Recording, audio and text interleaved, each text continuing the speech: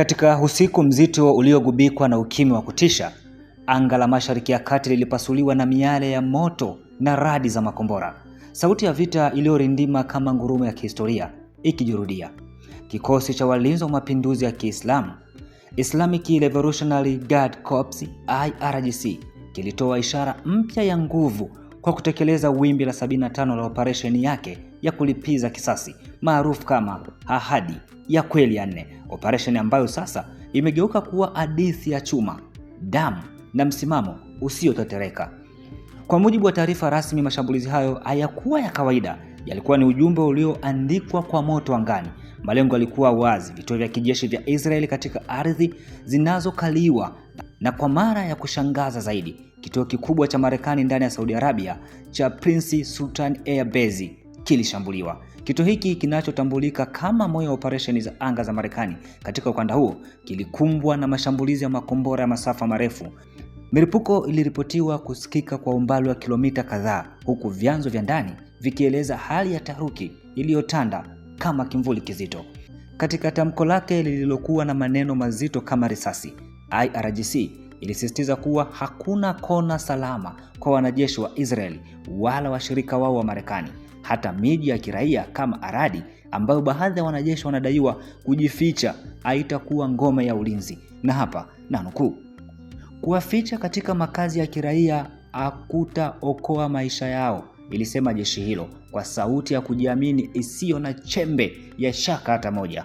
Kauli hiyo imeongeza hofu, ikionyesha wazi kuwa vita hivi haviko tena mstari wa mbele pekee, bali vinaingia ndani ya maeneo ya kijamii, mahali ambapo mipaka ya vita na maisha ya kawaida inaanza kufifia taratibu. Operesheni hii pia imebeba kumbukumbu nzito. Iliendeshwa kwa heshima ya makamanda waliouawa, akiwemo Ali Mohammed Nahen pamoja na Hesmeli Khatibu, majina ambayo sasa yamegeuka kuwa alama za mapambano ndani ya simulizi ya Irani. Kwa IRGC, huu si tu mkakati wa kijeshi, ni vita ya heshima, ni vita ya kumbukumbu na kulipiza deni la damu lililomwagika. Chanzo cha moto huu kinarejea tukio la tarehe 28 Februari mwaka huu, pale ambapo mashambulizi ya anga yalihusishwa na Marekani na Israeli yalipodaiwa kuua maafisa waandamizi wa Irani, akiwemo Mohamed Papu na Abdurrahim Mosavi pamoja na kiongozi mkuu wa mapinduzi ya Kiislamu Ayatollah Saidi Ali Khamenei.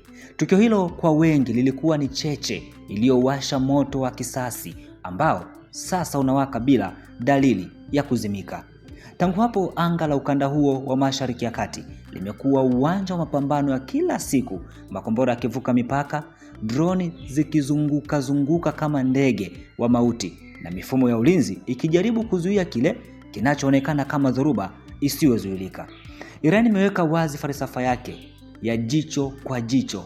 Kila shambulio litajibiwa kwa nguvu ile ile au zaidi. Ni mchezo wa hatari ambapo kila hatua inaweza kuwa mwanzo wa vita vikubwa zaidi.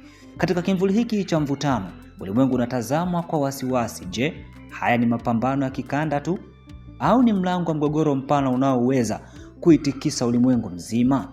Kadri moshi unavyotanda juu ya anga la Mashariki ya Kati, jambo moja linabaki wazi: operesheni Ahadi ya Kweli ya 4 bado haijafika mwisho. IRGC imeapa kuendeleza mashambulizi hadi hesabu itakapokamilika. Na katika mchezo huu wa nguvu, hakuna anayejua nani atakuwa mshindi wala nani atabaki kusimulia hadithi nzuri au mbaya. Hii si habari ya kawaida. Hii ni historia inayoandikwa kwa moto. Na hii ni Shehena Media. Usisahau kusubscribe, kulike, kucomment na kushare ili uwe wa kwanza kupata habari za uhakika.